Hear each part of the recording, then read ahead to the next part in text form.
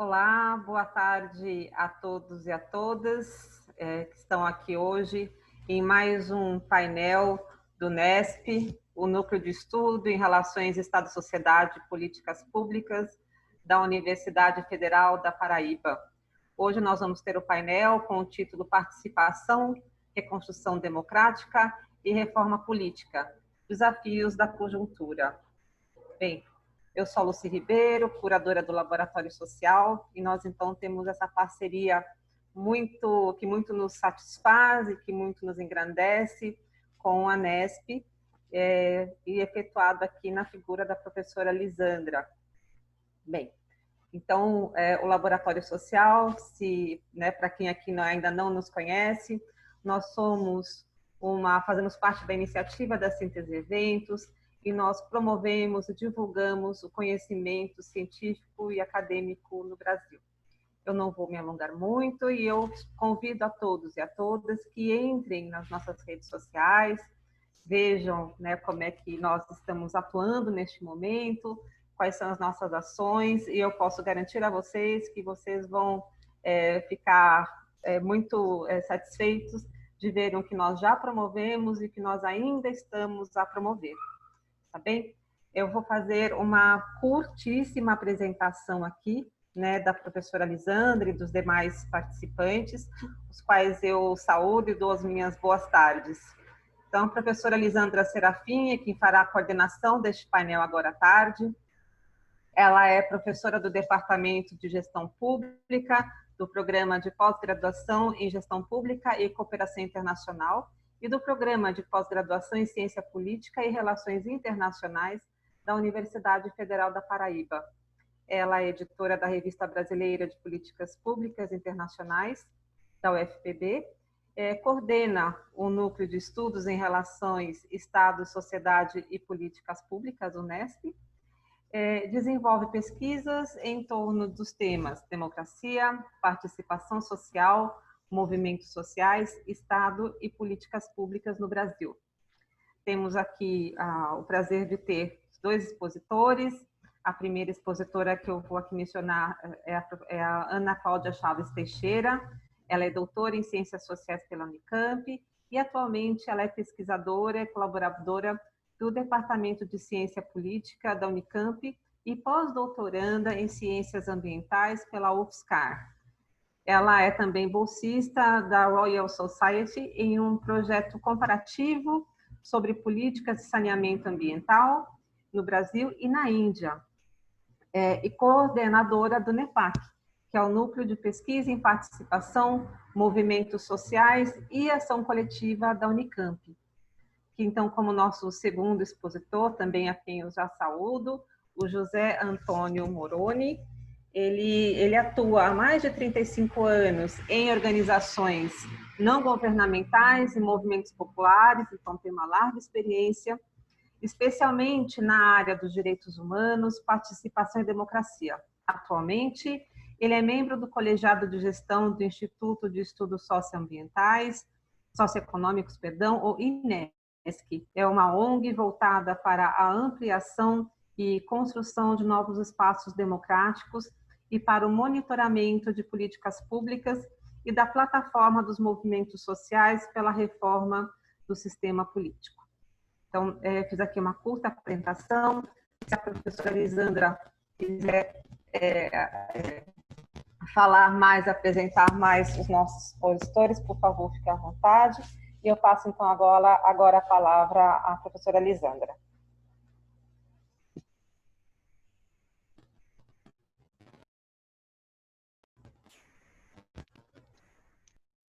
Tá vendo? Boa tarde a todas e todos. Lucy, muito obrigada pelas suas boas-vindas e apresentação dos participantes.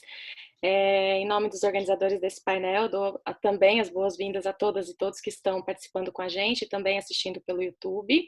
É um prazer e uma alegria ver que, mais uma vez, nós temos um público bem interessante, 41 participantes aqui pelo Zoom e nós tivemos mais de 100 inscritos. Então, já é um sucesso. Esse seminário, para quem está chegando agora, é parte de uma série de seminários mensais que nós temos organizado pelo NESP, o núcleo o qual eu coordeno na UFPB, em parceria com o Laboratório Social, que tem dado um apoio imenso, né? Sem vocês, esses seminários não teriam tanto sucesso, então agradeço já mais uma vez. E também conta com o apoio do Programa de Pós-Graduação em Gestão Pública e Cooperação Internacional, da UFPB, e do Programa de Pós-Graduação em Ciência Política e Relações Internacionais, também da UFPB. Além disso, a gente conta com o apoio do Grupo de Pesquisa sobre Democracia e Desigualdades, o DEMODE, da UNB, Universidade de Brasília, na pessoa do professor Tiago Trindade, e também o Programa de Pós-Graduação em Ciência Política, da UNB. Nosso objetivo hoje é propor uma reflexão, né, assim como os demais seminários que a gente tem organizado pelo NESP, né, buscando oxigenar um pouco do nosso debate. Hoje, especificamente, é propor uma reflexão sobre os desafios para a reconstrução democrática, a participação social, as instituições, as políticas públicas e o Estado na conjuntura atual. Só isso. Ana Cláudia já, né, os expositores já querem correr, porque a gente coloca, né, deposita neles uma expectativa, né, de ouvir todas as respostas e as soluções para os nossos problemas. Mas, enfim, a gente convidou essas duas pessoas, não foi à toa, porque tem uma leitura muito interessante, tem feito um debate muito interessante, né, nos nossos encontros anteriores. Então, a ideia é trazê-los para irem compondo esse cenário conosco, e nós buscamos fazer essa reflexão em diálogo com a proposta da reforma do sistema político, construída pela Plataforma dos Movimentos Sociais pela Reforma Política, que vem, né, construindo essa plataforma desde 2004. Então, essa reflexão vai contribuir para a gente ajustar os nossos olhares sobre o tema enquanto pesquisadores e também para pensarmos juntos propostas, práticas, modelos possíveis para a participação e a democracia que nós queremos construir. Nossos convidados já foram apresentados, eu vou falar rapidamente, né? Muito obrigada novamente pela participação aqui hoje, Ana Cláudia e Moroni, sempre muito bom ouvi-los. Então, só sobre a dinâmica rapidamente, nós vamos iniciar com a fala da Ana Cláudia. Ela vai ter 25 a 30 minutos para fazer sua exposição. Em seguida, o Moroni também vai ter 25 a 30 minutos para fazer sua exposição.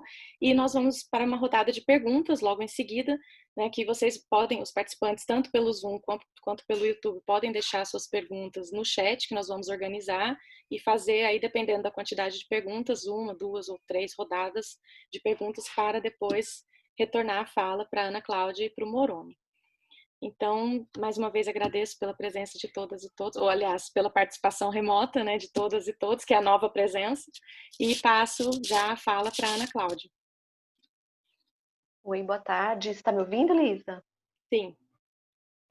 Bom, boa tarde. Queria agradecer muito o convite da Lisa, da professora Lisa Serafim. É uma honra estar aqui debatendo com ela. Ela já foi uma colega muito próxima de trabalho, agora é uma grande amiga e uma profissional que eu admiro bastante. Queria também saudar o Moroni, que também é um grande amigo, um parceiro aí da plataforma, e também todo mundo que está assistindo a gente, prestigiando a gente agora nessa tarde. Espero que a gente tenha um bom debate, né? Eu tenho participado do debate da plataforma da Reforma Política desde o seu início, lá em 2004, 2003, 2004. Fiquei um pouco afastada e atualmente eu tenho participado como NEPAC, Unicamp, como núcleo de pesquisa, né, das articulações da plataforma. Não faço parte do núcleo lá de decisões, mas tenho participado das reuniões, dos debates mais amplos, né. Mas eu pensei em deixar o debate da plataforma, um pouco da história e talvez atualização do que a plataforma tem feito nesse momento, para o Moroni, que evidentemente tem muito mais propriedade para falar, e focar a minha apresentação, nossa oportunidade aí que a Lisa me deu, de pensar um pouco mais sobre os desafios da conjuntura. Né? Eu estou tentando escrever um texto com uma colega, que é a Carmen Silva, do SOS Corpo, lá de Pernambuco, e a gente tem, nos últimos semanas, assim, a gente tem falado, a gente tem que atualizar porque aconteceu a pandemia, a gente tem que escrever um texto que fale mais sobre o momento atual, enfim, estamos nessa batalha aí de tentar pensar sobre essa conjuntura e desafios da conjuntura para a democracia e para a participação, né? Então eu queria aproveitar essa oportunidade para organizar um pouco algumas ideias, vocês vão ver que elas estão soltas ainda, né? Mas estou pensando que a gente está num lugar entre amigos, né, de alguma maneira, e aí queria que vocês também reagissem, se está fazendo sentido, né, se tem alguma questão que fica muito solta ainda nesse raciocínio. E aí eu pensei de partilhar essas reflexões, na verdade, em três direções. É fazer uma reflexão do quanto essa crise da democracia não é uma crise brasileira só, é uma crise internacional. Então, eu pensei em trazer alguns elementos aqui para o debate, para pensar de uma forma mais ampla. Depois, num segundo momento, falar sobre como essa crise internacional da democracia ela rebate no Brasil, né, como ela cai aqui no Brasil. E depois, por último, para não terminar de uma forma também muito só falando sobre a crise, eu queria compartilhar com vocês algumas esperanças e potencialidades que eu tenho enxergado nesse momento em termos de reconstrução, num cenário de fato muito complicado, né? Não preciso nem falar isso, mas algumas articulações, algumas questões que têm aparecido, alguns atores que têm surgido, eu considero como sinais aí de esperança e eu queria terminar com eles, né? Antes de passar para esses 3 pontos, queria também dizer que eu partilho de uma perspectiva que foi construída muitos anos atrás pelo Grupo da Construção Democrática, que era coordenado pela Evelina Daninho, de que a gente tem, na verdade, a gente não tem democracia ou não democracia, a gente tem sempre uma construção democrática, né? Então, ela, lá naquele momento, ela é um pouco, está no livro dela também, que ela coordenou, que chama Disputa pela Construção Democrática na América Latina, em outros textos que ela escreveu, que fala um pouco sobre que a democracia não tem a ver apenas, né? Tem a ver, mas não tem a ver apenas com a conquista pelo voto, pelas eleições, com tudo que está em jogo na democracia representativa, mas ela é uma construção mais ampla de uma sociedade democrática, de relações entre sociedade e Estado mais democráticas, e de uma cultura mais democrática, né? Então, tudo isso não significa dizer, votar e não votar, não é o único critério de pensar em termos de democracia. Isso valia lá para o momento que a gente estava saindo da ditadura e entrando numa democracia mais formal, mas eu acho que vale muito a pena pensar nisso nos tempos atuais, né? Então, onde a gente vê muita não democracia, né? Ou tentativas de ampliação de um Estado mais autoritário, né? Até o termo que vocês colocaram no título do evento estava entre parênteses, assim, isso era uma reconstrução democrática, né? Construção ou reconstrução democrática, né? Eu acho que é bem essa pegada que a gente está, né? De destruição de alguns acúmulos e tentativas de reconstrução de uma democracia que nunca foi plena, né? Se a gente pensa em termos de construção de uma cultura democrática, de uma sociedade democrática, isso nunca aconteceu, né? Então, eu queria dizer que eu partilho dessa concepção, né? Isso se expressa no tempo atual num slogan muito claro que é o da Coalizão Negra por Direitos, quando diz: enquanto houver racismo, não haverá democracia. A gente poderia fazer isso para vários temas no Brasil, né? Para vários sujeitos. Enquanto houver machismo, não haverá democracia. Enquanto houver LGBTfobia, não haverá democracia. Enfim, todas essas conquistas que tem a ver com igualdade, né, de direitos, a gente não chegou nem perto de conquistar. Então, essa frase que a coalizão cunhou, ela provoca a gente para pensar, né, o que é a democracia, e ela invoca, né, essa dimensão, né, da cultura democrática que a gente ainda não tem, né? Então, mas pensando nesses termos, né, tinha uma democracia funcionando mais ou menos, né? Mas algo tinha sido conquistado no Brasil, né, em termos de sistema, não funcionava plenamente, nunca foi uma democracia plena para todos, né? Mas de fato tinham alguns avanços democráticos, né, institucionais, em termos de participação, que foram bastante importantes na história brasileira, né? E aí isso dava uma sensação para a gente, aí voltando para a coisa da plataforma da reforma política, de que a gente estava, ela fundada lá em 2003, 2004, que a gente tinha que aprofundar esse sistema democrático de alguma maneira, né? Como se a gente tivesse conquistado algumas coisas e precisava dar um passo além, né? Mais radical, né? Em termos de radicalização da democracia. E fizemos, o Moreno vai contar, a gente fez um monte de proposições naquele momento, né? Mas dos últimos anos para cá, e aí eu entro no primeiro ponto que eu queria tratar, a gente começa a perceber que essa fragilidade da democracia não é uma característica apenas do Brasil, né? Eu vou ler para vocês os títulos dos últimos livros que eu tenho lido, que alguns vocês devem conhecer e tudo, mas é porque eles são muito sintomáticos, né? Eles não são livros brasileiros, nenhum deles. Diz assim, o título do Manuel Castells, de 2017. Então, são autores de daqui para de muito tempo, 3, 4 anos para cá, né? Diz o Manuel Castells, o título dele é Ruptura, a crise da democracia liberal. 2018, o David Runciman diz, o título dele é Como a democracia chega ao fim. Em 2018 também o famoso livro do Steven Levitsky e do Daniel Ziblatt, que é Como as democracias morrem. Você vê, fim, morre, crise, são as palavras que eles têm usado. Em 2019, no ano passado, do Yasha Moukhe, O Povo contra a Democracia, né? O Przeworski também, em 2019, chama Crises da Democracia. E esse é muito interessante porque o Przeworski diz de uma forma muito humilde, como ele diz, no prefácio à edição brasileira, de que ele não tinha incluído o Brasil nesse Crises da Democracia. Ele escolheu vários casos de outro lugar, mas ele não achou que no Brasil a democracia aqui estava em crise. A Wendy Brown, né, e também em 2019, chama Nas Ruínas do Neoliberalismo, a Ascensão da Política Antipolítica no Ocidente. Todos os autores internacionais, nos últimos anos, falando sobre uma crise da democracia. Eu queria trazer isso porque a gente tem, geralmente, uma sensação de que a nossa democracia aqui um pouco foi se esvaziando e entrando numa crise intensa, mas eu acho que é muito importante a gente ter essa dimensão, primeiro ponto assim, da conjuntura, é que uma crise não é brasileira, né? O que tem em comum nesses autores? Eu não vou... Eu tenho feito uma sistematização, estou construindo um texto, mas ainda não terminei. Mas eu vou falar alguns elementos em comum. O primeiro é de que essa crise da democracia recente, né, como está lá no livro de Como as Democracias Morrem, ela é feita por governantes eleitos, elas não, são os governantes eleitos que acabam destruindo a própria democracia, então não é um golpe nesse sentido autoritário, militar, mas é via eleições, e ao legalmente eles assumirem, eles vão enfraquecendo as democracias do seu país. Muitos desses autores falam de um sentimento generalizado anti-establishment, ou seja, antissistêmicos, né, como isso vai permeando a sociedade e os próprios políticos, esse sentimento anti-establishment. A ascensão da extrema-direita em vários países, né, um pensamento ao mesmo tempo conservador e autoritário autoritário.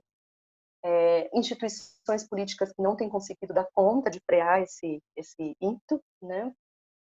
Alianças entre, esse está bem presente no livro da Wendy Brown, alianças entre conservadorismo e um pensamento neoliberal, onde a mulher e a família acabam tendo um papel importante de cuidar daquilo que o Estado não vai cuidar, né? Ou seja, nessa ruína do neoliberalismo, delegar o cuidado, por isso a ascensão do conservadorismo, né, para a mulher e para a família, um tipo de mulher e de família. As noções de individualismo se sobrepondo às noções de coletividade, né, do estado de bem-estar, enfim. E alguns deles também falam dos papéis da mídia, da fake news, né? Então, é um resumo muito rápido, mas se a gente escuta esses termos todos, a gente fala, bom, isso tudo tem no Brasil, faz parte também da nossa conjuntura. A gente poderia aplicar perfeitamente aqui, né, com mediações e nuances, né? Mas era isso que eu queria provocar, um pouco esse deslocamento de olhar para uma construção democrática brasileira como uma crise específica brasileira e entendê-la como um processo mais amplo. Como é que esse panorama internacional rebate aqui, né? Como é que ele encontra, ao mesmo tempo ele encontra um caldo fértil, né? Ou seja, toda essa conjuntura internacional ela encontra lugares muito densos e instigantes para proliferar esse tipo de dinâmica, né? Antidemocrática, mas também ele encontra resistências, né? Então, queria falar um pouco dessas duas coisas nesse ponto 2, na conjuntura brasileira, né? E encontra terreno fértil aonde, né? Numa elite ainda escravocrata, né? Autoritária, LGBTfóbica, machista, enfim. Encontra um terreno forte num tipo de ascensão dos últimos anos do neopentecostalismo, né? Ou seja, de um tipo de religiosidade popular bastante conservadora, né? E autoritária. Encontra também, pelo fato da gente não ter combatido com muita rigor, né? O autoritarismo tradicional brasileiro e do golpe militar brasileiro, né? E que isso tudo não foi confrontado nesses anos de democracia que a gente teve no período, mesmo durante os governos do PT, e aí a gente encontra um terreno fértil para proliferar esses setores, né? Então, inclusive se organizam, vão para a rua, fazem manifestação, são bastante ruidosos na internet, enfim, tem toda uma articulação com recursos e tudo que faz com que isso tudo ganhe bastante projeção, né, no país. E no caso do governo, dos governos do PT, a gente sabe que a gente teve um legado contraditório, né? Ao mesmo tempo, a gente teve vários sistemas participativos incentivados pelos governos de Lula e de Dilma, né? Muita gente se organizou nesse período, muitos setores foram reconhecidos nas suas demandas e questões, mas de uma forma contraditória, né? Todo esse debate sobre o lulismo, eu não vou entrar em detalhe aqui, ele um pouco mostra como é que foi essa contradição. E nesse diapasão, né, entre os autoritários, os que foram incluídos, os que foram mais ou menos incluídos, a gente também viu aumentar nos últimos anos organizações mais autonomistas, né, com muito questionamento ao sistema político partidário, inclusive das esquerdas, né, e aí eu estou incluindo a forma de organização sindical, a forma de organização dos próprios movimentos, os partidos e as suas dificuldades de inclusão, de fato, de questões e pautas, né? E aí, nessas organizações autonomistas, a gente viu nos últimos anos aumentarem as ocupações de escola, táticas black blocs, setores culturais organizados, né, do rap, o feminismo negro se organizando pelas redes de várias maneiras, muita ação na rede, na rua, né? Que de alguma maneira também atuaram nesse diapasão, né? Nesse caldo fértil, mas um tempo de inclusão e pouca inclusão, né? E aí, no último período, a gente também tem o golpe de 2016, né? Que tem um processo de desmonte de direitos em curso. Toda essa institucionalidade democrática tinha sido construída, participativa, né? Na conexão com a conquista de direitos, né? E de uns anos para cá, e especialmente pós-golpe de 2016, que ainda está em curso, a gente tem um desmonte de vários direitos que desorganiza um pouco também os setores que já estavam organizados. E, ao mesmo tempo, também bastante criminalização da política, dos ativistas, né, das ONGs. O Bolsonaro recentemente disse que queria acabar com as organizações, com as ONGs, mas não tinha conseguido ainda, que elas atrapalhavam umas outras. Mas, enfim, todo um combate às formas de organização e de ativismo que sempre foram muito importantes na democratização brasileira, né?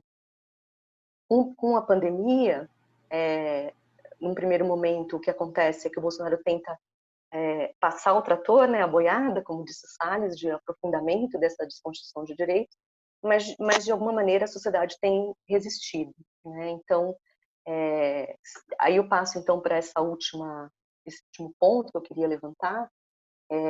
Se vocês me perguntarem, né, que apostas você tem, né, quais são as formas de organização da sociedade civil que você tem visto que são interessantes, né, não tanto do ponto de vista das apostas do sistema político, porque nessas eu não estou acompanhando tão de perto, mas as apostas na própria sociedade, né, na organização da sociedade, em tentativas, né, de resistência e de organização da própria sociedade. Eu acho que, por um lado, aí eu vou mencionar só, e a gente pode conversar mais no debate, a gente já tinha acompanhado, e parece que esse ano vai se acirrar no sentido positivo, né? As experiências locais e territoriais de organização, que se expressam, por exemplo, na coisa dos mandatos coletivos, né? Ou seja, toda uma micropolítica que tem acontecido bastante rica e interessante nos territórios, e elas permanecem, continuam, talvez não sejam tão visíveis, mas tem todo uma rica experiência acontecendo. Um segundo ponto que eu queria levantar é que a gente tem visto, sim, bastante resistência por dentro dos espaços participativos tradicionais, né, de saúde, assistência, enfim.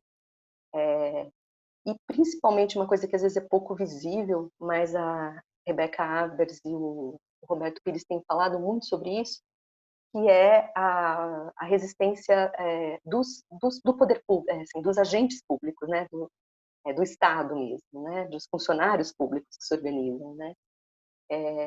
Teve todo um legado que gerou um conjunto de burocratas muito bem sintonizados com as políticas públicas, e eles têm resistido bravamente, né.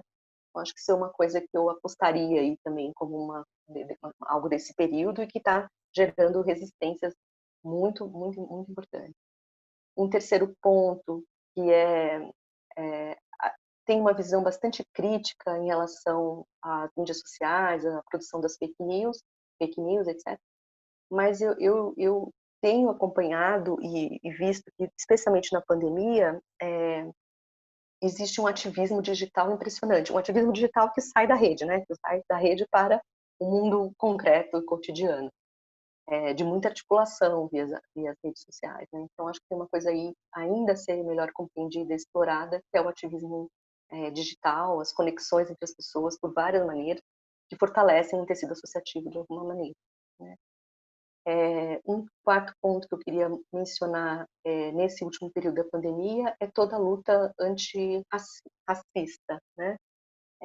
De combate ao racismo, né? Pró-igualdade racial. A gente não sabe muito bem no que vai dar, mas isso também acendeu várias organizações, coalizões e alianças mais amplas, né? Em torno da questão antirracista. Queria também mencionar por último, e aí com isso eu termino, é que a pandemia ela mostrou um certo laçar de mãos, né, um certo se dar as mãos aí. A gente viu durante todo esse período muitas ações de solidariedade, né, o pessoal do Ressocida, da UNB, tem feito um levantamento bastante interessante, mostrando as ações de solidariedade por todo o Brasil, que envolvem cestas básicas, grupos de comunicação, autogestão, trocas solidárias, economia solidária, etc.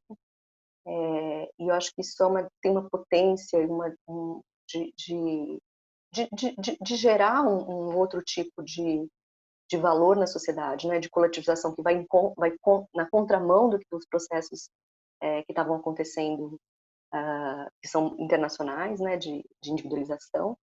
Então, acho que aí tem uma coisa muito importante, é quase como se estivesse no meio de uma catástrofe, a gente tem uma certa oportunidade de experimentar uma relação solidária, de verdade, real, e isso gerar muitos laços entre as pessoas. E outra coisa que tem acontecido, eu acabei de escrever um texto para a Adriana Pismel, da Unicamp, se vocês quiserem eu compartilho, é uma ênfase também numa certa, uma coisa que a sociedade civil brasileira sempre fez, né, que é a incidência política.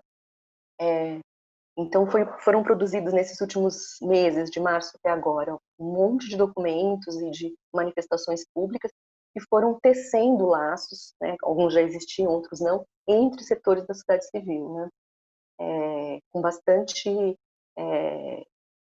potência, mostrando não só os problemas, né, da crise sanitária, econômica e política que a gente tem, mas também propondo soluções, né? Então acho que aí também tem uma outra potência de laços que têm sido construídos entre os setores e de agendas mesmo, concretamente. O que a gente faz nesse texto é mostrar as agendas que têm aparecido bem claramente. Uma delas é a agenda da democracia e da reforma do sistema político, né, de atores se articulando em torno disso.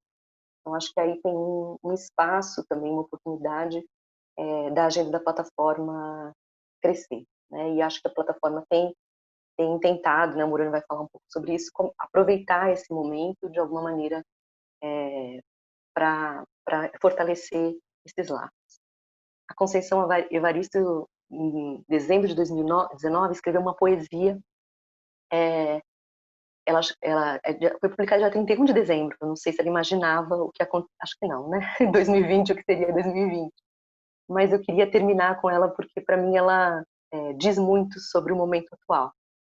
Ela diz assim: é tempo de caminhar em fingido silêncio e buscar o momento certo do grito, aparentar fechar um olho e evitando o cisco, e abrir escancaradamente o outro. É tempo de fazer os ouvidos moucos para os vazios lero-lero e cuidar dos passos assuntando as vias ir se vigiando atento, que o buraco é fundo.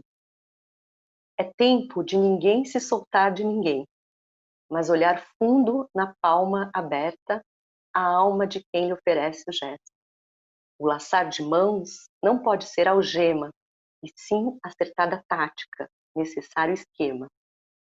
É tempo de formar novos quilombos, em qualquer lugar que estejamos, e que venham os dias futuros. Salve 2020, a mística quilombola persiste afirmando: a liberdade é uma luta constante. Obrigada, gente.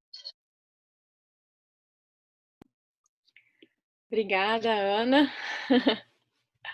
Sempre provocando, instigando. Enfim, muitas questões, já tem comentários aqui surgindo. Vou passar a fala então para o Moroni, a palavra, desculpa, para o Moroni. 25 a 30 minutos, Moroni, quando faltarem 5 eu te aviso. A Ana nem utilizou o tempo dela, então fica à vontade para falar até mais se quiser. Não vou pegar o tempo que a Ana não utilizou, tá? Obrigado pelo convite. É muito bom estar com vocês. Algumas pessoas eu conheço, não todas, né? Mas tá muito bom estar com a Lisa, que eu conheço a Lisa há muitos anos. Estava no início lá dos debates da plataforma, que a gente nem sabia o que ia dar, para onde que a gente iria, nada, né? E a Ana também, né? Companheira, amiga aí de todas as horas, todos os momentos e de muitas trocas, né? Eu fiquei pensando, assim, né? Até a Ana, antes semana passada, ela pediu, vamos combinar as nossas falas e tal, né? E eu tenho muita dificuldade nisso, porque eu não preparo. E se eu preparar a minha fala, eu me perco completamente, né? Se eu tiver alguma estrutura do que eu vou falar, eu me perco. Porque acho que é questão de educador popular, assim, tem muita coisa da fala. Tem uma coisa boa, mas tem uma coisa ruim também, que às vezes tu não consegue sistematizar muito, né? Apesar de ter um processo de sistematização na educação popular, mas nessa sistematização de organizar os pontos e coisa, né? E eu estava aqui, a Ana falando, tentando dialogar com ela, falava e eu dialogando aqui com a Ana, né? Como a gente dialoga muito, eu estava todo o tempo dialogando com a fala da Ana, né? E eu acho que é muito oportuno o título que vocês colocam para essa nossa conversa, né? Que é a ou a construção democrática, né? E eu acho que tem, tanto quando a gente falar em reconstrução democrática, eu acho que faz sentido, como também de falar da construção democrática, né? Que é um pouco esse dilema que é colocado para o Brasil, né? E esse dia eu estava num debate, me perguntaram que figura de linguagem usaria para definir o Brasil, né? Eu pensei assim, na hora logo me veio a imagem de você pulando uma valeta. Eu não sei se valeta é igual para todo o Brasil, né? Mas eu me criei no sul. Valeta é um buraco onde passa a água. Passa água de chuva, riacho e tal, né? Eu, quando era criança, a gente tinha que pular muitas valetas para chegar na escola, para ir no armazém, para qualquer lugar, né? E o medo sempre era você não conseguir chegar no outro lado da valeta, quando estava pulando e cair no meio do barro, da água, do barro, terra vermelha, tudo. Aí várias vezes isso aconteceu. Chegava em casa com o uniforme da escola, que pulou uma valeta, e virava uma brincadeira também a história de pular valeta, né? Não era só por necessidade, era por brincadeira também. E hoje, eu acho assim, que se eu for pensar o Brasil, tem muita essa sensação de você estar sempre pulando uma valeta e nunca consegue chegar do outro lado, né? Eu acho que cada dia a gente pode chegar um pouco, avançar um pouco mais, mas a gente nunca consegue chegar do outro lado. E é essa sensação que eu tenho nesse debate sobre a questão democrática, mas também no Brasil enquanto construção de uma nação, né? que é uma sensação, parece que a gente está sempre buscando, tentando algo que a gente nunca alcança. Não é no sentido da utopia, não é no sentido do processo que a Ana falou, né? Mas é no sentido das resistências que você tem na própria sociedade, em determinados setores, de você realmente ser colocado numa perspectiva, num processo de construção democrática, né? E aí a gente tem que olhar um pouquinho o nosso passado, né? As nossas elites, que são elites brancas, masculinas, cristãs, héteros e proprietárias, é essa a nossa característica, é essa a nossa, se for ver praticamente todos os espaços de poder, o que domina são esse perfil, né, do homem hétero, cristão, proprietário, etc., né? Essa nossa elite, ela sempre teve uma capacidade muito grande de pegar as nossas agendas, inclusive as nossas linguagens, os nossos conceitos, e transformá-lo a seu serviço, a seus interesses, para manter os seus privilégios, né? Se a gente for pensar, entre aspas, todas as aspas possíveis, a forma como nós saímos da escravatura, da escravidão, entre aspas, a saída, né? Você tinha um movimento popular forte, né? Inclusive de alianças dos escravizados com os libertos e também com setores, na época, entendidos como setores médios da época, né? Portanto, brancos, que esse movimento vinha crescendo, que colocava na agenda política não só a questão do fim da escravidão, mas como o debate da terra, portanto, da reforma agrária, e o debate da educação, do acesso à educação.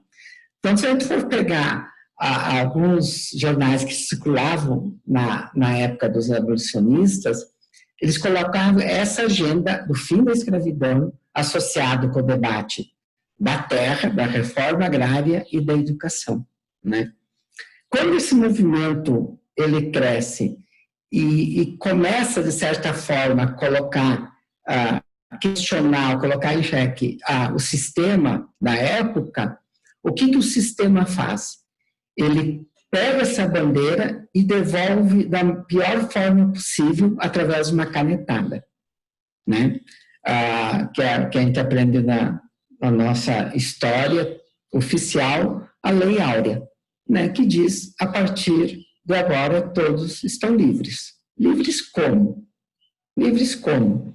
E logo em seguida se aprovou a lei da chamada Lei da Vadiagem, onde quem fosse encontrado circulando pelas ruas sem provar que estava a trabalho, trabalhando, era preso. Ora, quem que estaria nas ruas circulando, porque não tinha nem onde ficar, eram os ex-escravizados, né? Então, olha só como que é essa dimensão de como a nossa elite ela opera, né? E esse padrão ela se mantém ao longo do tempo. Eu peguei o exemplo da questão da escravatura. Ela se mantém. Ela pega as lutas populares e meio que se apropria disso, dá um novo significado e serve de maneira segundo os seus interesses, que é manter seus privilégios, né? E, ao mesmo tempo, nos apresenta uma característica, acho que muito forte, eu não sei se é da nossa cultura política, do que tem a ver com correlação de forças, mas também tem a ver com estratégia política, inclusive do nosso campo, desse campo chamado democrático popular, esquerda não institucionalizada, ou mesmo a esquerda institucionalizada, mas a gente nunca colocar na agenda e, portanto, nas nossas estratégias, rupturas. Então, a maioria das vezes, as nossas estratégias, elas são construídas muito mais no sentido de buscar abertura de negociação ou buscar conciliação do que propriamente ruptura. Então, a gente nunca consegue ter uma ruptura com o passado, que é o nosso passado, ele nunca fica no lugar dele, que é o passado. Sempre ele está atormentando o presente e o futuro. Então, assim, a gente teve, voltando no exemplo do, entre aspas, fim da escravatura, né? Ainda a escravidão nos assombra. Por isso que nós temos o extermínio da juventude negra, por isso que nós temos todos esses atos cotidianos, permanentes da questão do racismo, porque a gente nunca conseguiu romper com uma sociedade escravocrata. E aqui um parênteses, Antônio Bispo, ele fala muito disso, né? Que a oposição à Casa Grande não é a senzala, é o quilombo. Então, a oposição à Casa Grande é o quilombo, é a liberdade, não a senzala. Que geralmente a gente coloca a Casa Grande e senzala. Não, a oposição é o quilombo, né? Que é uma outra forma de a gente ler a nossa história também, né? E essa questão da não ruptura, de você nunca conseguir pular a valeta até do outro lado, e tu está sempre caindo na metade da valeta, acho que é uma sensação que está muito presente hoje. E se, por exemplo, na plataforma, uma das questões centrais da plataforma é o debate sobre a subrepresentação dos espaços de poder. Não só dos espaços de poder oriundos da chamada democracia representativa, do voto, do processo eleitoral, mas também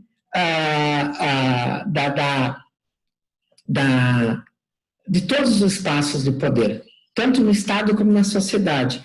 Porque o próprio, se a gente for ver, a Ana estava naquele processo daquela pesquisa, né, Ana, sobre os conselhos das conferências no governo Lula, que muda um pouco a configuração daqueles espaços de poder, da questão da representação, mas não era muito diferente, por exemplo, da crítica que nós temos em relação ao Parlamento Federal, né? Que a grande maioria são homens brancos, a subrepresentação das mulheres é enorme, das feministas mais ainda, da comunidade LGBTI+, nem se fala, da população negra também, né? Mas essa mesma subrepresentação também estava nesses espaços, né, da democracia participativa. Então, esse debate sobre a subrepresentação, para nós da plataforma, é central, de como tu cria mecanismos de enfrentar essa subrepresentação. E aí, trabalhando essa coisa que eu acho que é muito do Brasil, né, a gente nunca conseguir romper as coisas, mas também a gente cria vários mecanismos de resistência, e é esses mecanismos de resistência ao longo da história que a gente criou, que nos trouxe até aqui, para falar um pouco sobre isso. Por exemplo, quando a gente teve, em 1934, as mulheres adquiriram o direito de votar pela Constituição de 1934. Então, são 88 anos desse direito, né? Mas antes disso, já tinha muito movimentos das sufragistas na questão do voto feminino, direito ao voto feminino. Então, nós tivemos, se eu não me engano a minha memória, se não falo a minha memória, em 28, a eleição da primeira mulher como prefeita de uma cidade no interior do Rio Grande do Norte, né? Então, antes de das mulheres ter o direito universal ao voto, você já tinha processo de resistência local, né, numa cidade do Rio Grande do Norte que elegeu uma mulher como prefeita, né? Por quê? Porque teve toda uma luta lá, claro que o sistema era diferente, era no sentido que permitia, elas conseguiram uma lei no Estado para que que tivesse o alistamento das mulheres. Mas o que eu quero dizer é essa coisa de como nós criamos também na nossa cultura mecanismo de resistência e de enfrentamento, seja no âmbito dentro da própria institucionalidade, como fora da institucionalidade, né? Mas o fato, sim, que não se criou nenhum mecanismo real que enfrentasse a subrepresentação das mulheres no espaço de poder. Se teve o direito ao voto. Então, a nossa democracia, ela parece que essa democracia liberal, burguesa e tal, oriunda do processo da eleição, ela é muito formal. Então, nós temos naquilo que o professor Fábio Comparato fala, de uma democracia sem povo. Então, acho que o nosso desafio é colocar povo na nossa democracia. Quer dizer assim, entre ter um sistema político alicerçado na soberania popular, no poder popular, né? Soberania popular, não estou usando o mesmo conceito que muito se usa, sobre a soberania popular se expressa pelo voto, né? É bem mais amplo do que isso. O desafio é de pensar um sistema político que se alicerce na questão do poder popular, né?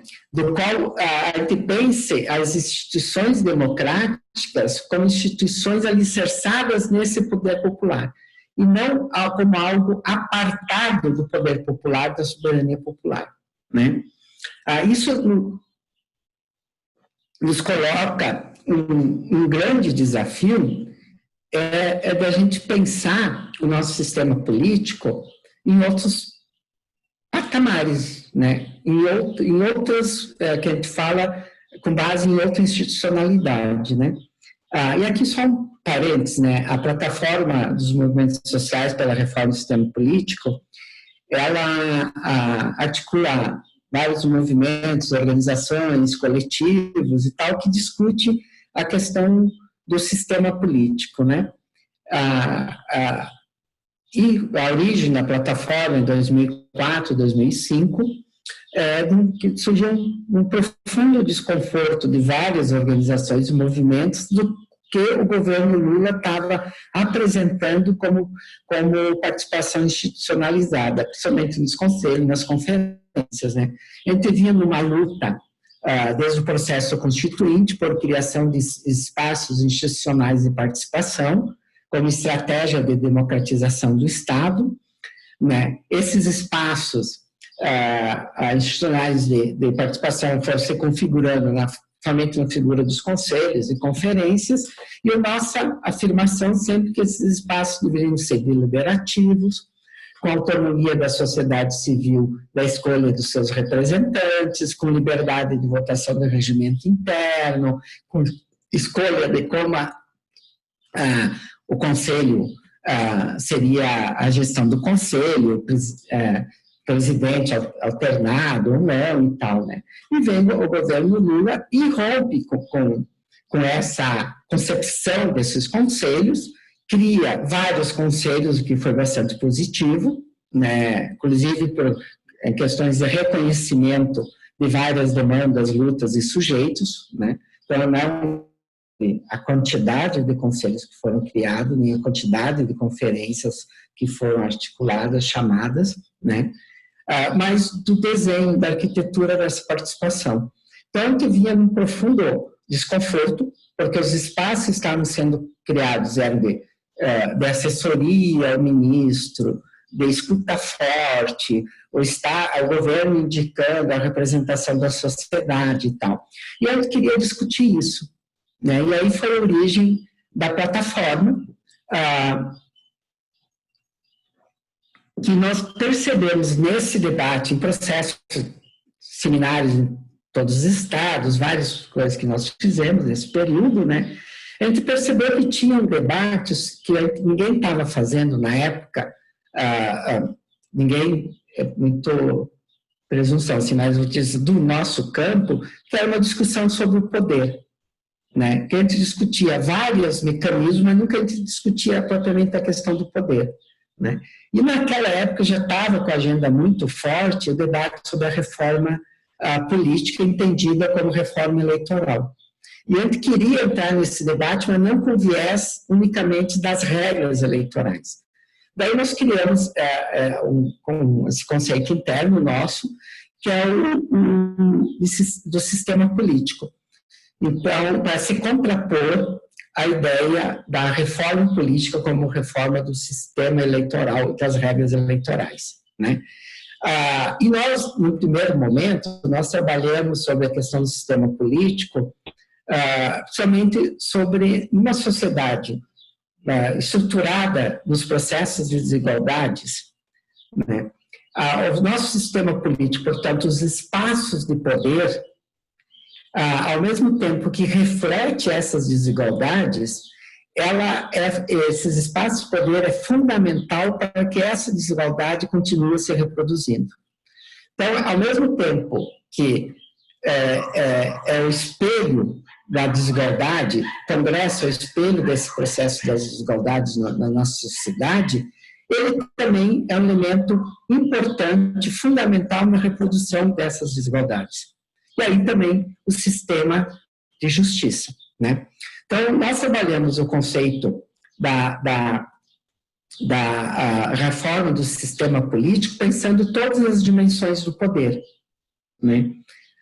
Na nossa formulação, tinha a dimensão do poder em relação ao Estado, chamadas instituições democráticas, mas também em relação à sociedade, as relações sociais que estão presentes na própria sociedade. Isso nós conseguimos avançar muito pouco. Nós avançamos mais na questão da institucionalidade, né, em relação ao Estado, né. Qual que é? Em 2008, nós sistematizamos a versão 2 da plataforma, em cima de 5 grandes eixos: fortalecimento da democracia direta, fortalecimento da democracia participativa, aperfeiçoamento da democracia representativa, a democratização da informação e da comunicação e democratização do sistema de justiça. Para cada eixo desses, nós temos uma série de propostas, uma série de estratégias. Essa versão 2 da plataforma está no nosso site lá, né? Nós, em 2005, 2014, 2015, Liz, quanto falta de tempo? Me perdi no meu tempo, se puderem só me avisar, porque senão para mim poder já ir para os finalmente. Você tem 9 minutos ainda. Tá. Em 2014, 2015, portanto, antes do período do golpe, né, nós, durante a plataforma, começamos a fazer uma leitura que nós conseguimos, tudo que a gente formulou, que foi muita coisa que a gente formulou, foi tudo dentro de uma institucionalidade dada. Uma institucionalidade dada principalmente pelo Pacto da Constituinte de 88, pela Constituição de 88. Então, tudo que a gente tinha formulado estava dentro dessa moldura desse pacto, oriundo do processo constituinte, que foi um pacto, com certeza, que avançou bastante do que a gente tinha, mas foi um pacto altamente limitador do que, em termos de perspectiva de um processo, de construção de um processo democrático, né? A gente sabe que a Constituinte de 88, ela não foi livre e soberana, ela foi delegada ao Congresso eleito em 86, pelas regras da ditadura militar. Ainda o processo eleitoral foi pelas regras da ditadura militar. Quem é da minha geração lembra do impacto que teve o pano cruzado nas eleições de 86, portanto, da construção da maioria no processo constituinte. O PMDB da época só não fez um governador, um só, né? E assim, o centrão de hoje era o centrão de lá, foi maioria, tudo, né? Nós não conseguimos, então, uma constituinte livre e soberana, né? E todo o processo lá do governo, a relação do executivo, interferindo no processo constituinte, o STF também dizendo isso pode, aquilo não pode e tal, né? O fato que nós temos uma constituinte que, de um ponto de vista, avançou bastante, que são chamadas os direitos individuais e os direitos sociais. Nós tivemos um avanço significativo nisso, inclusive com a criação dos sistemas universais, um deles é o SUS, né? Quem não é dessa época sabe o que quem é dessa época sabe o que significava. Você não tinha direito à saúde. O direito à saúde estava associado a você estar fichada, a você ter CLT, né? Quem tinha CLT tinha uma carteirinha que te dava direito a você consultar na rede pública, que também não existia muito. Quem não estava fichado, não era regime CLT, ia para filantropia ou não tinha atendimento de saúde, né? O debate era, até a Constituição de 88, era quanto tempo após você perder o teu emprego, CLT, você tinha direito ou não a ter a carteirinha para poder consultar. Então, tinha época que era 2 meses, em época de crise econômica, passava para 4, 6 meses. Esse era o debate do direito à saúde. Então, eu imagino que foi o avanço com o SUS, né? E vários outros também. Mas, ao mesmo tempo que nós avançamos, e muito na questão dos direitos sociais, direitos individuais, porque quando o processo da Constituinte, que foi a primeira parte votada, né? Quando entra para o debate sobre a questão da propriedade, do sistema político e da economia, o centrão se articula e vem com tudo, e a gente perde tudo. Então, nós temos uma Constituinte, uma Constituição que tem uma institucionalidade que aponta para um estado de bem-estar social, mas no que trata dos instrumentos para concretizar esse estado de bem-estar social, você não tem, né? Porque aí na questão do poder econômico, a própria questão tributária, a questão do sistema político, tudo isso se reporta muito mais ao passado do desenho que foi feito na ditadura militar do que propriamente o que apontou o pacto de 88, né?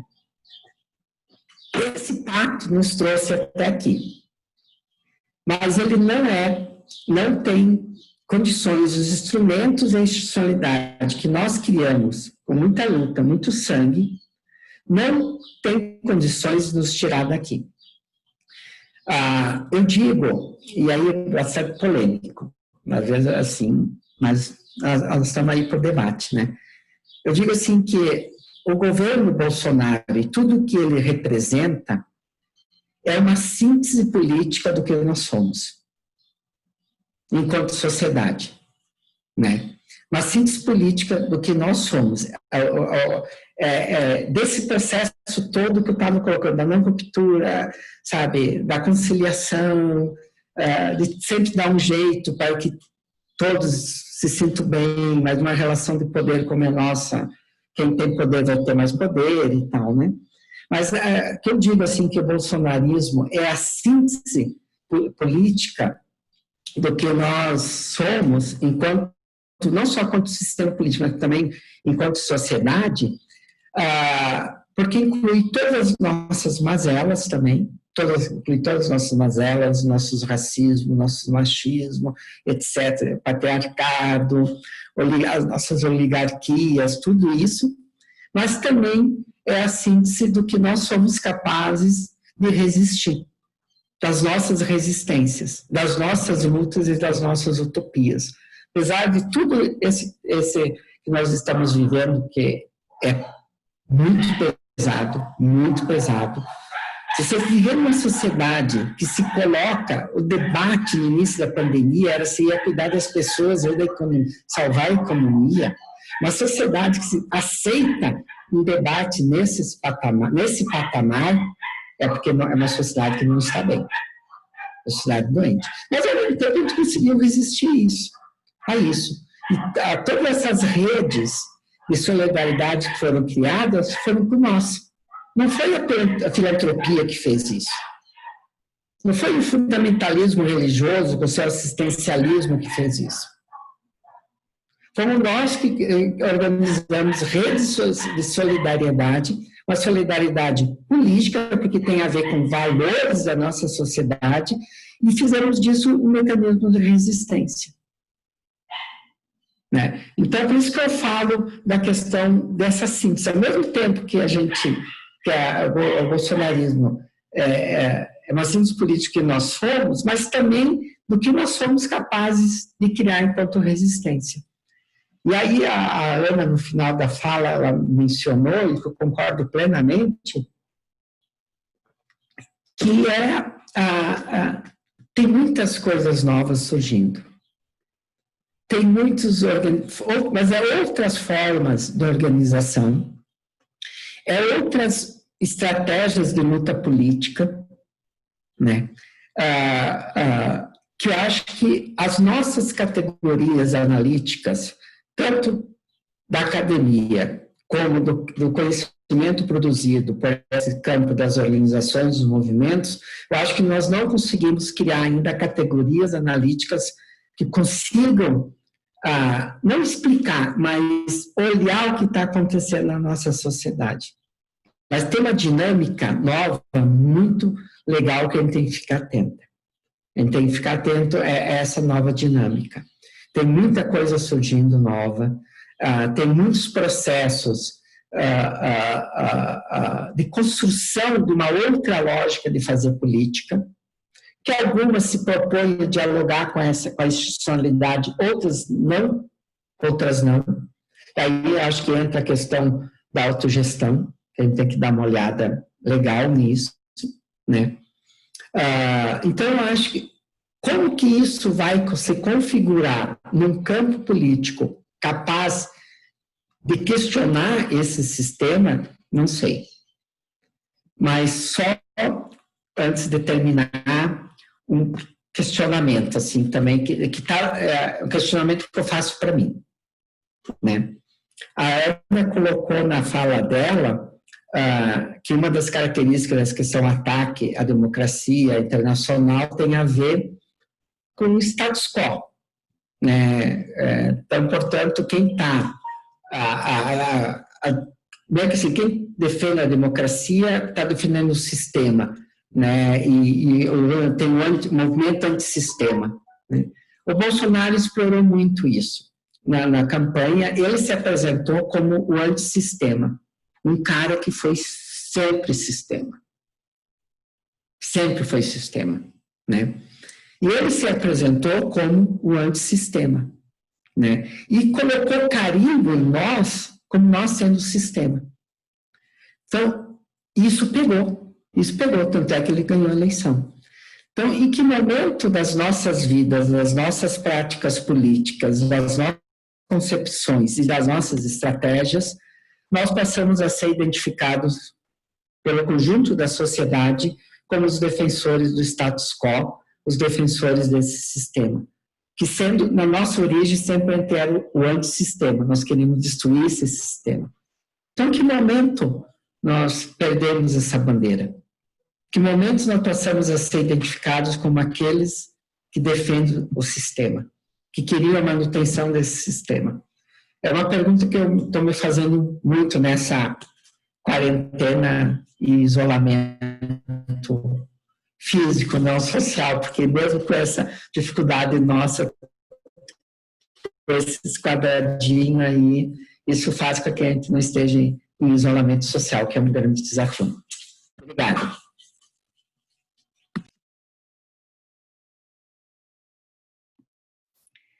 Obrigada, Moroni. Temos aqui algumas perguntas, alguns comentários também. Vou falar os comentários. A Joana Tereza Vaz, que é professora da UFRN, que está sempre presente aqui nos nossos seminários, a pessoa mais assídua. Enquanto a Ana falava, ela colocou aqui um comentário, complementando o raciocínio da Ana. Acho que essa pandemia mostrou a força muito grande das organizações rurais que vêm lutando fortemente contra a liberalização de agrotóxicos, unidos esforços pela produção agroecológica, vide as ações do MST na distribuição dos alimentos, a conscientização sobre as necessidades de discussão da segurança alimentar e nutricional. Foi só um comentário. O Alisson Halley, também membro do Nesp, agora também o FRN, sempre, né, o FPB e o FRN juntas, colocou o seguinte comentário: diante da tática do governo federal de fechar espaços participativos, vários atores vêm adotando estratégias de cooperação em âmbitos local e regional, e com a pandemia, as estratégias estão sendo ampliadas para uma rede em escala nacional. É um momento difícil, mas oportuno ao mesmo tempo, onde percebe-se uma reinvenção nas formas dessa construção permanente da democracia, não apenas brasileira, mas em todo o mundo. Também foi só um comentário. Depois, o próprio Alisson coloca a seguinte pergunta: de que forma podemos avançar para além do reconhecimento formal de direitos, exemplo, voto das mulheres, lei áurea, etc., tornando real o engajamento e a participação efetiva de grupos subrepresentados? É preciso reformar o sistema ou repensar em novas formas de ação coletiva? Depois temos uma pergunta do Caio. Boa tarde, sou Caio, aluno de Relações Internacionais da UFPB. Pensando a democracia participativa como uma forma de mitigar o dilema de representação da democracia liberal, reduzir a distância entre representantes e representados, descolamento do decisor, gestor da realidade de fato, etc., minha questão é mais uma provocação. Como podemos avaliar a disseminação das redes sociais neste ponto do dilema da subrepresentação, uma participação fora da institucionalidade? E se podemos considerar esse movimento democratizante do debate político? Obrigado. Depois, uma questão do Ian Bernardo Sartorelli. Parafraseando Emma Goldman, se votar fizesse alguma diferença, faziam-no ilegal. A partir dessa frase e de todo o contexto histórico-social que conhecemos, ainda existe perspectiva para mudanças reais ou seguiremos apagados e silenciados por vozes dos altos partidos? Assim como o PCdoB, que votou a favor do perdão da dívida bilionária das igrejas, ou como os governos do PT, que ao mesmo tempo que criam leis sociais, os bancos enriqueceram como nunca. Ainda existe perspectiva na luta eleitoral? Ou é mais uma forma de política café com leite que não trará mudanças enquanto não houver ação direta? Pergunta do Luciano Santos, feita pelo YouTube. Não estamos perdendo exatamente na narrativa. Temos problemas de comunicação e formulação? E por fim, Luciano Caparrós Santos, é a mesma pergunta. Desculpa, gente. Então, ela apareceu aqui para mim 2 vezes. São essas as perguntas da primeira rodada. Queria aproveitar para pedir, se possível, que vocês explorassem um pouco também da questão das eleições, né, municipais que estão chegando e como que vocês têm visto os efeitos dessa reorganização dos atores diante da pandemia, né, e das disputas que estão se dando no nível local. A questão também que a Ana falou das candidaturas gente, me fugiu o nome agora. Que não são centradas numa pessoa, né, nas plataformas que tem coletivos, né, por trás. Tem vários nomes aí para essas candidaturas. Gostaria de ouvi-los, né, se vocês veem com entusiasmo, se enxergam também uma possibilidade de enfraquecimento dos partidos, né, e se, enfim, quais perspectivas vocês veem nesse processo aí de disputas agora no nível local. Eu acho que vocês podem falar mais uns 10 minutos cada um, tá bem tranquilo.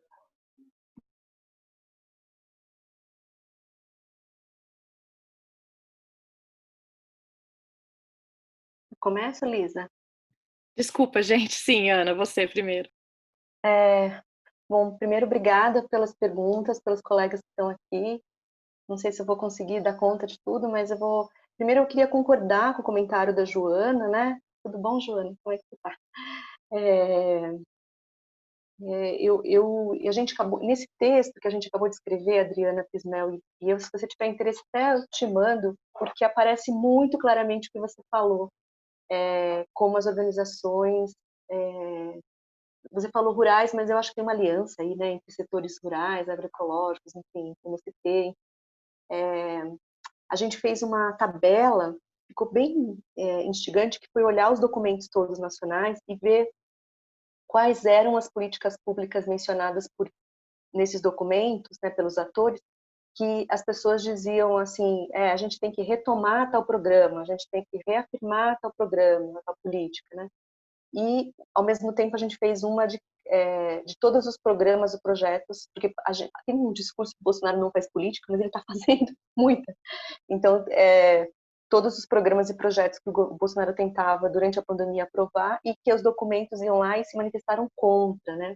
Na hora que a gente montou essa planilha, a gente classificou, claro, em primeiro lugar, deu saúde, as políticas públicas mencionadas, que as pessoas, né, então, a pandemia é a saúde, né? Então, tinha muita coisa da política de saúde, e porque a gente tem uma tradição muito grande de organização, de estruturação do sistema de saúde no Brasil.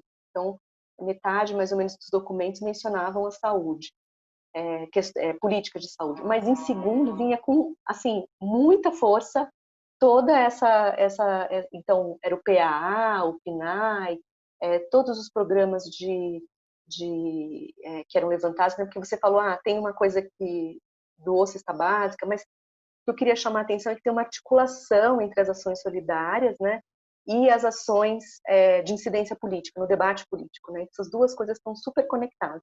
Depois vem questões econômicas, né, como toda a discussão sobre a renda emergencial, que mobilizou muitas articulações, mas em segundo vem esse grande bloco, né, que chamou, assim, veio, olha só, de proposições de vários atores diferentes, assinando vários documentos diferentes, pautando tema relacionado toda com a questão agroecológica. Acho que para mim foi assim, mostrar como tem uma força muito grande esses setores no Brasil ainda, e estão resistindo muito, e estão tentando fazer o debate político de uma forma muito conectada com as políticas públicas, né? Outros setores não fazem, né? O que o Moreno estava dizendo. Nem todo mundo fez essa opção institucional de articulação com política pública, mas nessa área, sim, é muito forte. E aparece muito claramente no documento. A gente não esperava assim, encontrar tanto. E depois, se quiser, acho que aí corrobora teus achados, aí, tuas impressões. E o Alisson também, eu não tenho acompanhado, mas sei que a Lisa está fazendo parte, vocês têm feito parte de um grupo para justamente articular, conseguir tornar mais visível como essas ações municipais e estaduais, né, tem muita potência aí rolando, e eu fico pensando que é acertadíssimo, né? Se no plano federal a gente não consegue entrar, a gente tem que meio que voltar, né, aspas, ao que era feito nos anos 80, assim, 90, que era a ação no nível local, né, do poder local, enfim. Tanto da sociedade civil quanto também dos governos locais, que têm uma abertura maior, estão mais sensíveis, alguns estão mais sensíveis, né? E reconstruir. Eu acho muito importante esse trabalho que vocês têm feito e vai dar muito fruto assim, para a gente refletir sobre ele. E aí o Alisson fez essa pergunta, né, como é que avança para essa coisa da representação, se a gente precisa de reformas no sistema político ou de novas formas de ação coletiva. Eu acho que, como sempre, a gente precisa das duas coisas, né? Então, o que a plataforma fez ao longo dos últimos anos, e ela conseguiu algumas coisas e outras não, era dizer, a gente precisa ter, no mínimo, tantos por cento de mulheres na representação dos partidos, nas eleições. Precisa ter, pelo menos, né, uma quantidade significativa de indígenas que representam. Os indígenas no Brasil não chegam nas instâncias, eles, né, não vão conseguir ganhar eleições. Tem que pensar como incluir, de fato, como pensar um sistema político onde a população indígena, que é, aspas, minoritária, tenha, de fato, um poder, né? Bem como os negros, enfim. Tem todo um debate sobre reforma do sistema que eu acho que não dá para abandonar. Assim, não é a melhor hora para fazer, não tem a janela de oportunidade para fazer isso passou, que era no governo do PT, no sentido de que seria mais fácil fazer um debate sobre isso. Agora é muito difícil, a gente está super na resistência, mas eu diria que a gente precisa sim fazer isso. E, ao mesmo tempo, nas formas de ação coletiva, né? Então, essas articulações, eu leio essas articulações como esses mandatos coletivos como formas de tentar criar redes onde os subrepresentados se fortaleçam e consigam chegar lá, né, com uma candidatura representando várias bandeiras, né, já que não tem poder econômico, pelo menos E eu acho que isso é uma forma de ação coletiva, assim, tem muitas outras, né? Eu diria que responderia que as duas coisas. Depois, teve uma pergunta, eu perdi o nome, estava anotando, que é uma pergunta sobre as redes sociais, né? Se ela tem um potencial, se a gente vê, até a pessoa escreveu, estou fazendo uma pergunta provocativa, né? Se tem algum potencial democratizante ou se é, de fato, só reprodução, né, do mesmo e controle, né, sobre as pessoas. Eu gosto de pensar que a gente... o Caio, a Lisa está me ajudando a lembrar que foi o Caio. Desculpa, Caio, eu não sei seu nome. Mas tem um livro até da Lina... daqui a pouco eu coloco no chat, aí a Lisa lê. Eu vou procurar o nome aqui, que eu não vou lembrar. Mas são 2 autores que fizeram uma coletânea, não são brasileiros, mas, enfim, os textos são muito legais. Eu uso bastante a introdução que eles fazem para pensar as mídias sociais, e eles falam que são as duas coisas. Ao mesmo tempo, você tem todo o que aconteceu com a internet nos últimos anos, ela tem todo um potencial de controle sobre...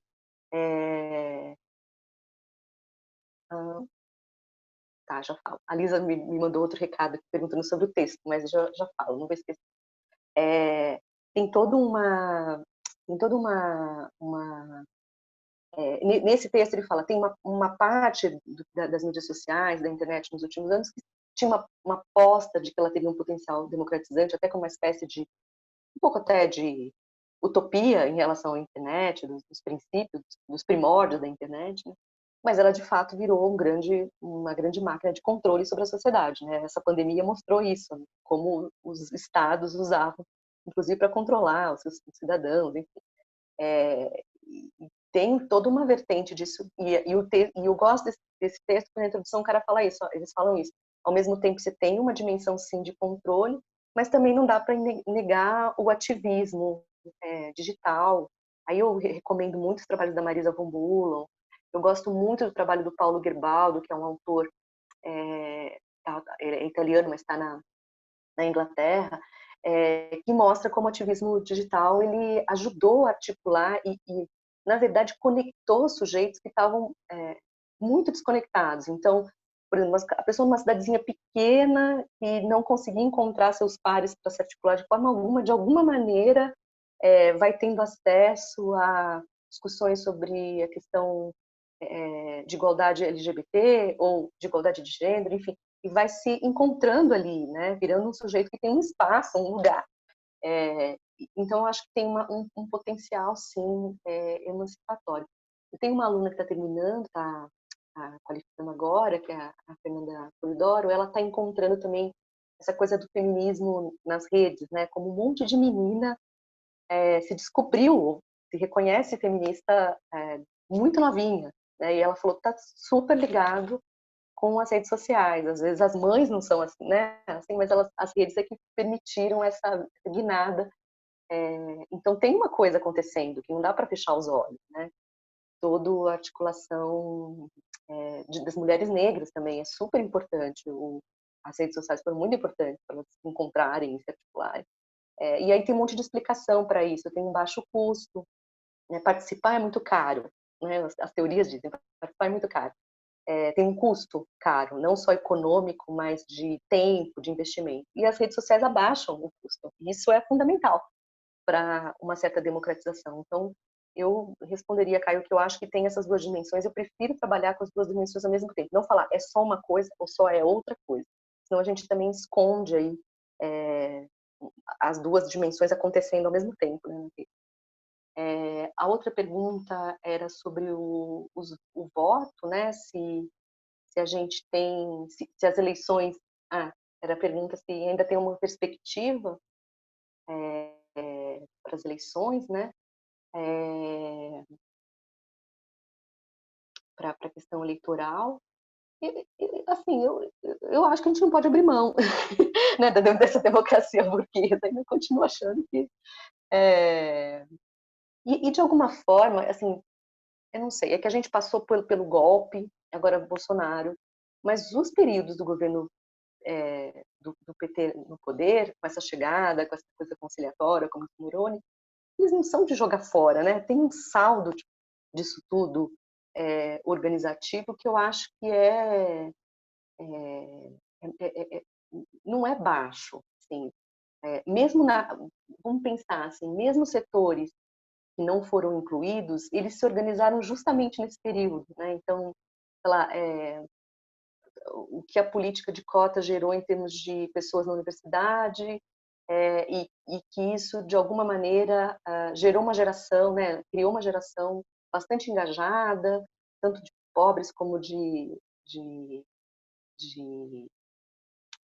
né, da população negra, enfim, e agora mais recente, alguma população indígena. Então, isso tudo é uma transformação que tem a ver com o fato das pessoas terem votado num candidato, né, num partido, e ter gerado um saldo diferenciado do que a gente tinha 30 anos atrás. E aqui são as pessoas que agora estão na resistência, né? Então, assim, eu não sei, eu encaro o voto como parte desse processo. Assim, ele é limitado, mas eu não abro mão dele, não, nas eleições e tudo. Luciano, querido, que bom ter você aqui. Luciano também é da plataforma da Reforma desde o início, e ele é do MCCE, do Movimento de Combate à Corrupção Eleitoral. Eu acho que você tem razão, acho que tem essa coisa você assim, a gente talvez esteja perdendo, né, em termos de comunicação e de formulação. Eu acho que, de fato, a gente tem poucos instrumentos, né, e recursos, enfim.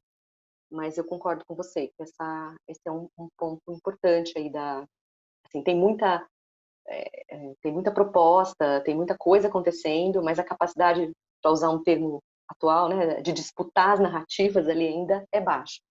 Mas você vê, olha só, ontem ou antes de ontem, o Mourão falou que estava perdendo a narrativa sobre a Amazônia. E aí disse que uma dessas perdas da narrativa era para as organizações, para as ONGs, enfim. Então, tem alguma coisa de certo que a gente está fazendo, assim, né? Alguma potência comunicacional que ainda a gente está rolando. Talvez a gente esteja engatinhando, mas eu acho que a gente está no páreo ainda. Não sei se eu respondi a sua pergunta, querido. Um beijo. Obrigada, Ana. Desculpa te confundir aí com as mensagens. Era só para lembrar do texto que você mencionou, que tem algumas pessoas pedindo, né? E antes de passar para o Moroni, eu quero aproveitar para fazer a divulgação do livro, né, que a gente esqueceu de falar no começo, o livro A Democracia Necessária e Desejada, Dilemas e Perspectivas, que acabou de ser lançado no site da plataforma, tem lá para download, organizado pela Ana Cláudia, que está aqui, a Carla Almeida e o Moroni. Enfim, um trabalho que procura sistematizar alguns debates que têm circulado na plataforma e na universidade em torno desses temas, né, democracia, participação, Estado, movimentos, enfim.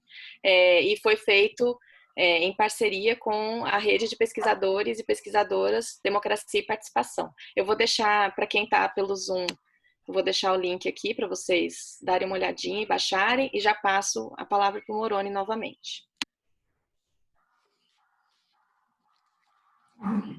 Obrigado. Não, acho assim, eu não vou tentar responder pergunta por pergunta, né? Que quando eu comecei a ler as perguntas e tal, me deu uma vontade, tomara que a internet caia para tu sair, assim. Porque não tem respostas, né? Assim, acho que eu acho bom, assim, reconhecer que nós não temos resposta para essas questões, né? Que o nosso movimento é justamente poder fazer as perguntas certas nessa conjuntura, né? E se colocar no movimento de tentar buscar respostas, né? Que nós não temos, né? A gente pode ter várias hipóteses, várias dimensões, e que, na verdade, todas elas possam se complementando, né? Por exemplo, nesse debate sobre a questão do voto, né? Que foi, a Liz também falou do processo eleitoral desse ano e tal, né? Eu, como moro em Brasília não tem eleição para prefeito e para vereador, né? Só tem para governador e deputado distrital. Então, assim, eu não estou nesse clima das eleições municipais, né? Assim, não estou... Pois, né? ao mesmo tempo que eu acho assim, concordo com a Ana, que não dá para abrir mão da disputa eleitoral, acho que não dá para abrir mão da disputa institucional, da institucionalidade, né? Eu acho que você ter nesse parlamento, mesmo nesse parlamento que nós temos, liberal, da democracia liberal, tudo e tal, mas tu ter um conjunto de parlamentares afinados ideologicamente, politicamente com esse campo nosso, é super importante, é muito importante, né? Então, eu acho assim que a luta institucional, ela tem sim o seu valor, e eu sempre falo assim, eu admiro nessa conjuntura, por exemplo, quem está indo para uma disputa nessas eleições. Eu admiro, entendeu? Porque eu acho que não é um processo fácil. Eu estou falando dos nossos e das nossas, assim, né? Enfrentar o que está posto, né?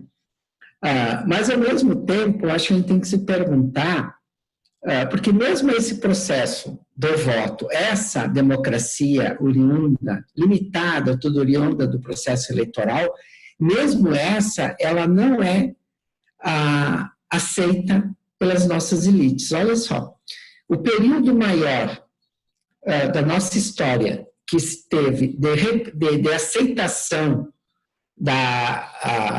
do resultado eleitoral foi nesse da 89, com a eleição do Collor, até o golpe contra Dilma. Foram 27 anos. Esse foi o maior período de respeito à vontade popular expressa pelo voto no Brasil. 27 anos. Né? Isso nos coloca do lado que as nossas elites entendem a questão da democracia liberal como um instrumento. É uma coisa instrumental. Se o resultado servir aos meus interesses, que é manter meus privilégios, eu aceito esse resultado. Se não atender a isso, eu vou dar um jeito, ou questionar na justiça, ou caçar. Olha o que foi feito no Maranhão, uns anos atrás, com Jackson Lago. Né? Então, sabe, então a questão democrática, mesmo essa democracia formal, ela não é ainda não é um valor para a nossa sociedade de maneira geral. Né? Por outro lado, agora nesse debate, nessa questão do auxílio emergencial, o INESC, que foi uma das organizações que organizou a campanha, né, da renda básica que queremos, estamos acompanhando a implementação toda, né? O governo colocou lá a questão da regularidade do CPF. E as pessoas começaram a ter mil problemas de acessar o auxílio emergencial por causa que o CPF estava irregular. Logo, muitos analistas levaram, não, porque está com problema no Serasa e tal. Não, era questão da justiça eleitoral. Porque não tinham ido votar e nem tinham justificado. Sabe? Então, para o público que estava tentando acessar o auxílio emergencial, boa parte não estava conseguindo porque não tinha ido votar nas últimas eleições e também não tinha regularizado a situação. Então, também não é o voto, porque assim, se a democracia ela não for uma coisa que faça sentido para a vida das pessoas, ela não é defendida, ela não é, entendeu? Por isso que o problema é quando se tem uma democracia formal como a nossa, que é uma formalidade, que é uma característica da nossa cultura, né? O formal, ele não tem um impacto, muitas vezes, na vida concreta das pessoas. Né? Então, nós temos uma democracia que não está associada às condições de vida da população. Porque se nós tivéssemos uma democracia associada às condições de vida da população, esse processo democrático já tinha ser questionado sobre a questão das desigualdades. É possível tu ter um país democrático com nível de desigualdades, de viver com os níveis de desigualdade que nós temos, seja de renda, seja questão da desigualdade racial, de gênero, tudo, sabe? Então, tu tem uma desconexão do que nós entendemos como democracia com a vida concreta das pessoas, né? Sem contar que mesmo essa democracia que nós conseguimos construir e conquistar com muita luta, muito sangue, não foi fácil, né? Mesmo essa, ela não chegou para todos e para todas, que é o debate que o povo negro traz, né? Para mim, classe média, homem branco, tranquilo. O tal Estado democrático de direito chegou. Mas pergunta para as periferias urbanas se o Estado democrático de direito chegou. Os povos indígenas, quilombolas, os povos das florestas, né? Então, essa desconexão que nós temos na nossa cultura da democracia com a vida das pessoas, eu acho que faz com que nós tenhamos não esse descrédito em relação ao voto, mas a própria questão democrática, né? Então, se a gente não conseguir associar a bandeira da defesa da construção da democracia com a vida concreta das pessoas, eu acho difícil. Fica muito um discurso, não vazio, mas fica muito um discurso que toca alguns e algumas, mas a grande maioria não. Porque a vida vai continuar sendo tocada independente se tu está no regime democrático ou não. A maioria pensa desse jeito, porque essa democracia limitada nunca chegou, né? Então, um pouco acho que esse é o nosso dilema, né? Que se expressa na questão do voto, mas acho que é além do voto, né? O Luciano levanta essa questão da comunicação, outras pessoas também, e a própria questão das redes sociais, tudo, né? Eu acho assim, para mim, comunicação é um processo dialógico. Comunicação é diálogo, né? Só que, para você se colocar num processo de diálogo, portanto, num processo comunicacional, você precisa ter, que eu chamo categorias, talvez o termo não seja esse, né? Você precisa ter categorias que consiga dialogar com o outro.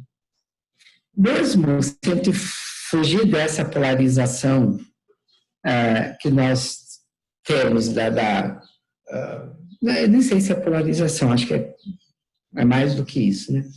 Mas do que nós estamos vivendo, mas assim, como que tu consegue dialogar com amplos, que é acho que é a nossa questão, né? Como que você consegue dialogar com os amplos setores da nossa sociedade?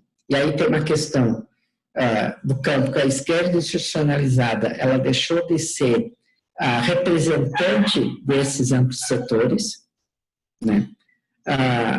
Como que tu consegue dialogar com esses setores amplos da nossa sociedade, se as tuas categorias que você usa não são as categorias que o povo está usando?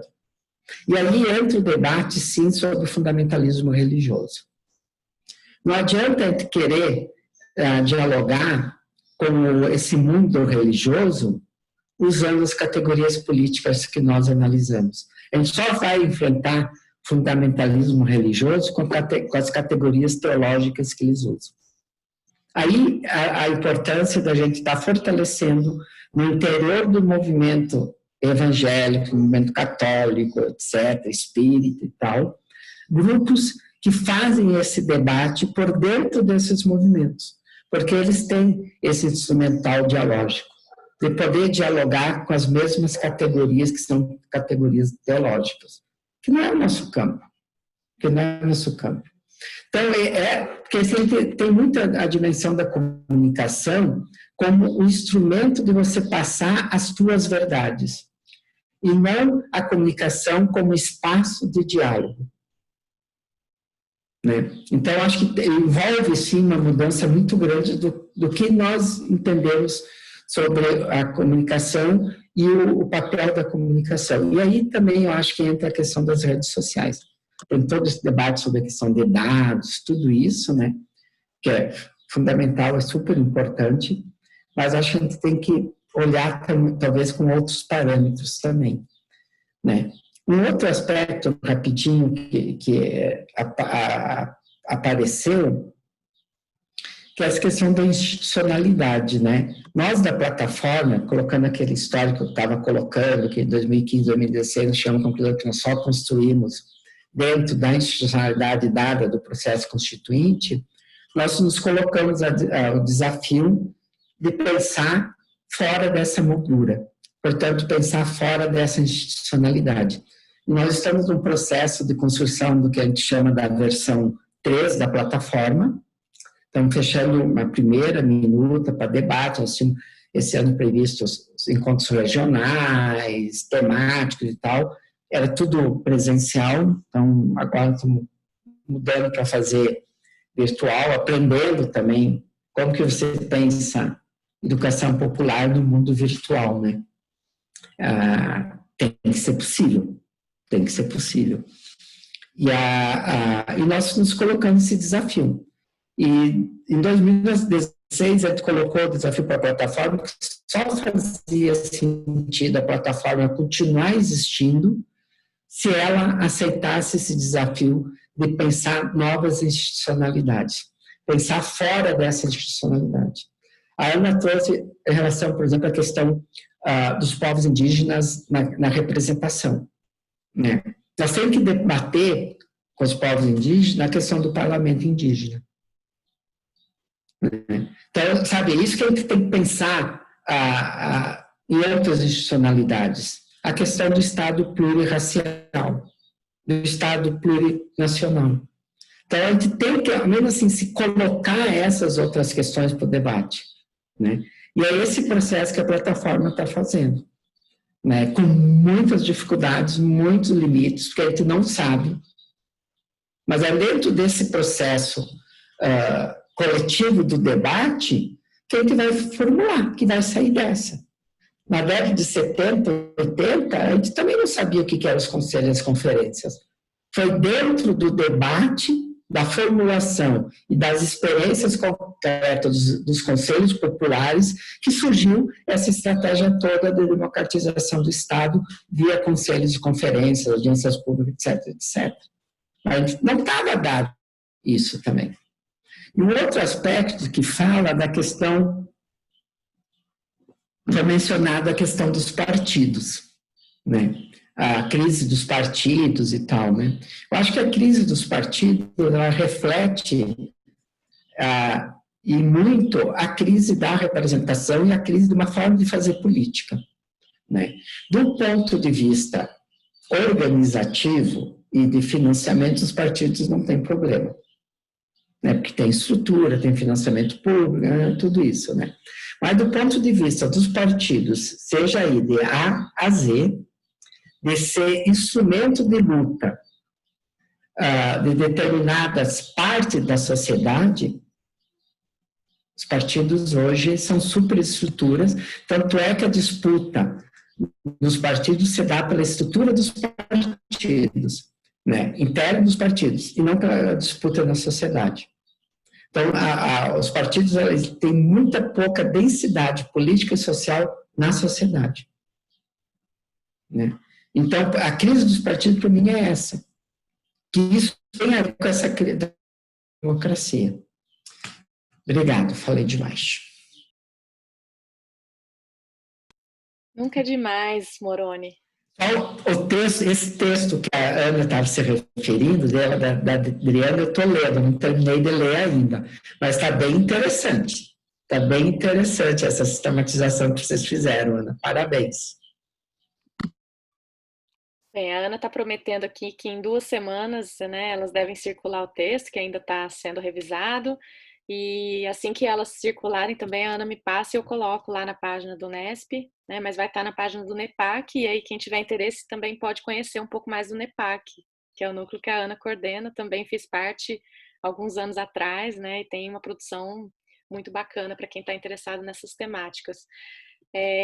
A gente já, infelizmente, ultrapassou o nosso tempo. Nunca é demais ouvir vocês, como estava dizendo o Moroni, né? Muitas provocações. Acho que a gente cumpriu o nosso objetivo, que é oxigenar um pouco, né? E ficar se sentindo provocado para seguir aqui no debate, tanto na academia como, né, como cidadãos também. Temos participantes, né, de várias que atuam em várias frentes, no campo movimentalista também. Então, agradeço mais uma vez, né, a todas e todos pela presença. Eu vou passar a fala ainda mais uma vez para a Ana e para o Moroni se despedirem, fazerem comentários finais, se eles quiserem. Mas eu encerro por aqui, agradecendo muito pela presença de vocês, pelas contribuições, e que a gente siga conversando, né, e que a gente tenha outras oportunidades. Lembrando que os seminários do Nesp sempre acontecem na primeira quarta-feira do mês, às 16 horas. Então, o próximo já está agendado para o dia 7 de outubro, às 16 horas, e a gente vai tratar do tema de política agrária e política agrícola. Com a participação especial da Camila Pena, né, que é nossa companheira de pesquisa, parceira de pesquisa, e vai estar com a gente como debatedora também.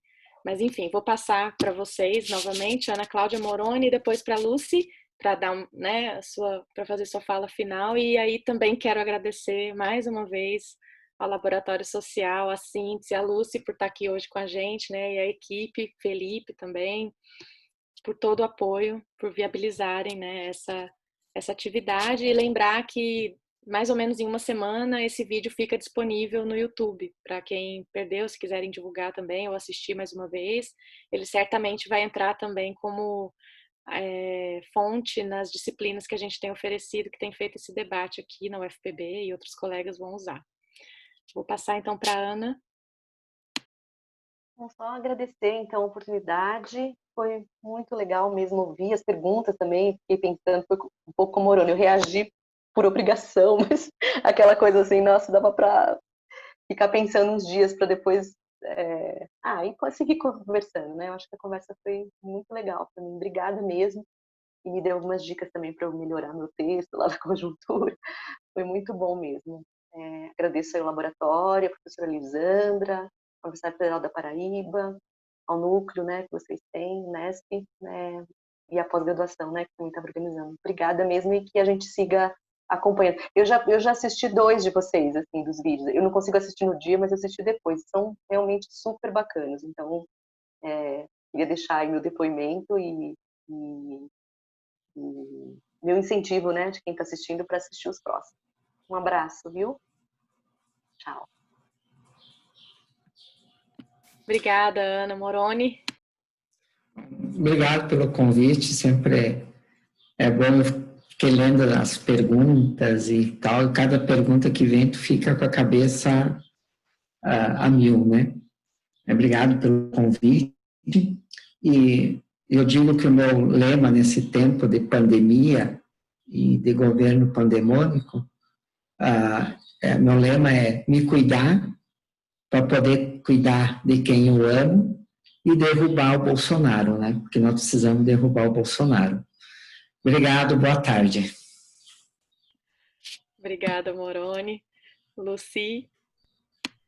Eu agradeço imensamente a professora Lisandra, a Ana Cláudia, Moroni, a painel, como sempre, foi muito bom. Como a própria professora Lisandra disse, é uma oxigenação para nós nesse momento difícil. Nós precisamos muito saber fazermos agora as perguntas adequadas, né? Porque os momentos, né, esse momento, nós não temos mais as respostas do passado, não nos servem mais. Então, eu agradeço imensamente em meu nome, em nome de todos do Laboratório Social da Síntese Eventos, e até o próximo painel Nesp, que é no dia 7 de outubro. Muito obrigada. O Felipe também aqui já colocou uma mensagem para vocês, né, para quem está aqui assistindo, que olhem as nossas redes e sigam lá a nossa programação, tá bom? Um abraço a todos e a todas e uma boa tarde. Até logo. Logo. Tchau, Boa tchau, tarde. gente. Obrigada. Tchau. Tchau. Tchau. Valeu, até a próxima. Até.